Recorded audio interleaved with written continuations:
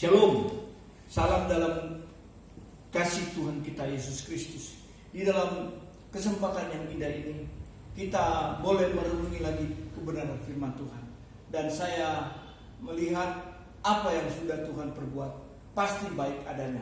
Tinggal kita melihat dari keadaan keadaan seperti ini, apakah kita mau memilih jalan yang Tuhan kehendaki, atau kepada jalan yang kita kehendaki, atau dunia yang dunia tawarkan. Mari kita akan melihat dari firman Tuhan dalam Kisah Rasul pasal yang ke-24 ayat yang ke-14.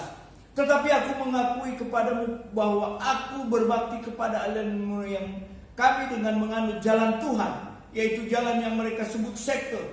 Aku percaya kepada segala sesuatu yang ada tertulis dalam buku Taurat dan dalam kitab nabi-nabi. Saudara, cerita atau ungkapan ini adalah sebuah pembelaan atas dakwaan waktu Rasul Paulus sedang mengajar, sedang memberitakan firman Allah, waktu dia memberitahukan tentang kebenaran pribadi dari Tuhan kita Yesus Kristus, dari penganut-penganut agama Yahudi. Mereka ada yang tidak setuju dan mereka membawa dia, mendakwa dia dengan banyak kesalahan-kesalahan, seolah-olah Rasul Paulus layak diputuskan untuk mendapatkan hukuman. Tetapi percaya, saudara, Rasul Paulus membela diri dan dia memberitahukan kebenarannya bahwa dia sudah menjadi salah satu sekte dari sebuah kepercayaan yang mungkin kepercayaan itu tidak populer atau tidak menjadi kepercayaan yang sudah menjadi tradisi. Dan Rasul Paulus memberitahukan kebenaran ini, ungkapan ini sebagai kesaksian bagaimana pengalaman hidupnya, spiritualnya kepada Tuhan. Secara rohani dia memberitahukan jawaban-jawaban mengapa dia memilih jalan Tuhan itu. Dan inilah ungkapan dia. Saya memberitahukan lagi, sekte itu adalah dalam sosiologi keagamaan adalah sebuah kelompok keagamaan yang memisahkan diri dari kelompok yang lebih besar dari pertikaian tentang doktrin. Dan inilah yang membuat Rasul Paulus memilih yang dikatakan dalam ayat yang ke-14, jalan Tuhan. Karena agama Kristen pada saat itu belum ada.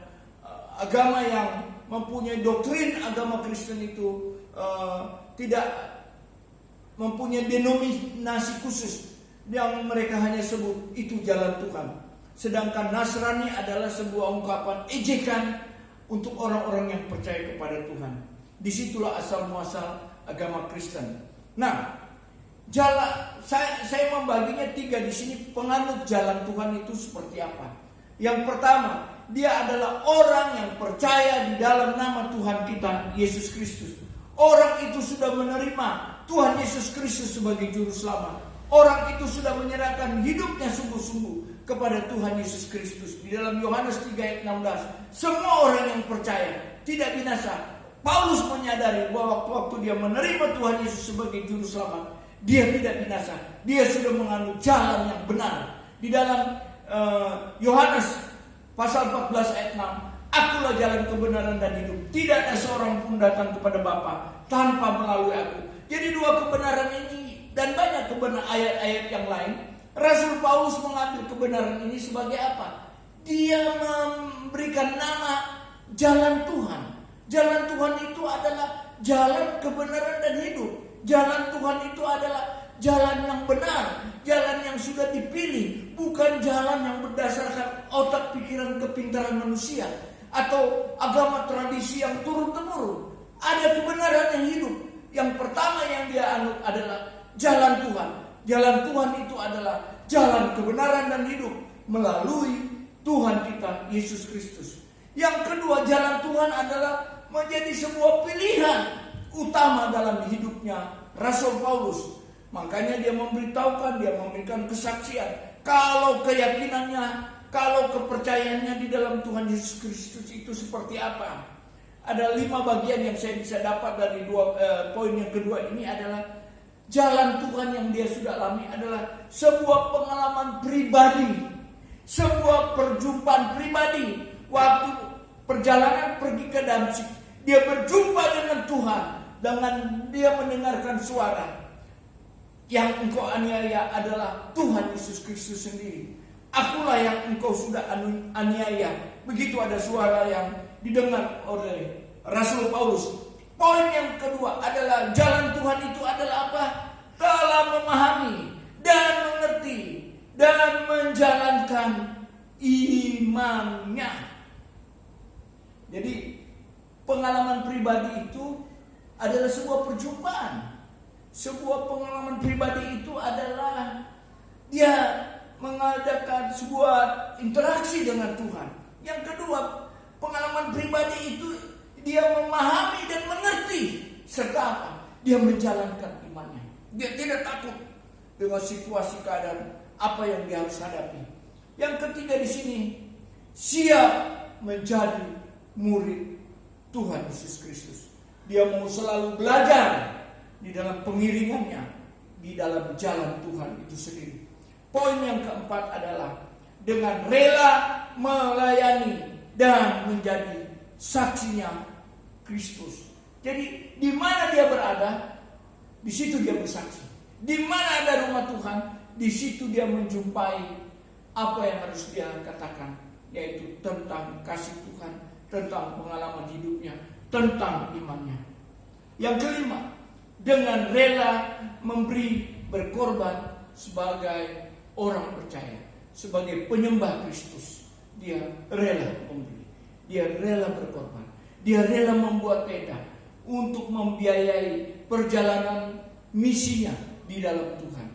Bagian yang ketiga yang sangat penting, yaitu jalan hidup yang dia pilih atau jalan Tuhan yang dia pilih adalah jalan hidup yang dipilih menjadi risiko harus ditanggungnya. Mau di dalam perjalanan dia mengikuti jalan Tuhan, ada penganiayaan, ada kesusahan, ada kelaparan, ada situasi yang sulit. Nah, saya akan bacakan dalam kitab Roma apa yang dia yakini dan risiko apa yang dia harus dijawab. Di dalam Roma 8 ayat 35 dikatakan, siapakah yang akan memisahkan kita dari kasih Kristus?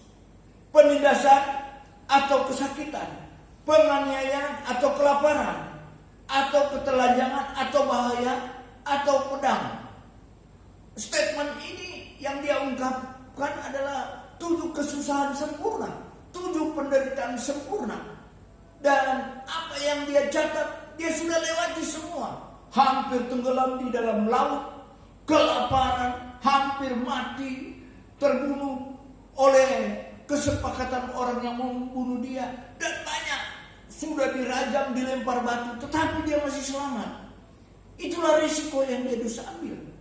Jadi rupanya jalan Tuhan di sini bukanlah jalan yang penuh dengan jalan yang baik. Ada saat-saat di mana jalan Tuhan itu adalah kerikil, jalan Tuhan itu adalah kesulitan, jalan Tuhan itu adalah sesuatu yang tidak mungkin dia harus hadapi, tetapi dia harus hadapi. Banyak hal-hal yang dialami, tapi tanggung resikonya yang dia harus hadapi. Seperti itu pun dia jalani. Artinya apa? Artinya Rasul Paulus tidak mau dikalahkan karena dia mengikuti jalan Tuhan dengan banyak penderitaan. Di dalam Mazmur pasalnya yang ke-18 ayat yang ke-30 demikian bunyinya. 18 ayat yang ke-30. Karena dengan engkau aku berani menghadapi gerombolan, dan dengan Allahku aku berani melompati tembok. Jadi rupanya orang yang mengikuti dan berjalan dalam jalannya Tuhan, dia diberikan keberanian. Dia diberikan keberanian. Di dalam Mazmur pasal 25 ayat yang keempat demikian bunyinya. Beritahukanlah jalan-jalanmu kepadaku ya Tuhan. Tunjukkanlah itu kepadaku. Ayat yang ke-8. Tuhan itu baik dan benar, sebab ia menunjukkan jalan kepada orang yang sesat. Di dalam ayat yang ke-10, segala jalan Tuhan adalah kasih setia dan kebenaran bagi orang yang berpegang pada janjinya. peringatan-peringatan dan peringatan-peringatannya. Jadi saudara yang dikasih Tuhan, kalau kita baca di kitab Mazmur, jalan Tuhan itu adalah jalan yang sudah dipersiapkan bagi orang-orang yang tersesat supaya menemukan jalan yang baik. Jalan Tuhan itu adalah jalan yang disiapkan oleh Tuhan untuk anak-anaknya berani menghadapinya dalam situasi keadaan seperti apapun juga. Lalu firman Tuhan memberitahukan kebenaran di dalam kitab Mazmur pasal ketiga, Tuhan adalah gembalaku, takkan kekurangan aku. Berarti Rasul Paulus mengikuti jalan Tuhan dan dia tahu yang membimbing kepada jalannya Tuhan itu adalah jalan yang ada pemeliharaannya, ada perlindungannya, ada pertolongannya.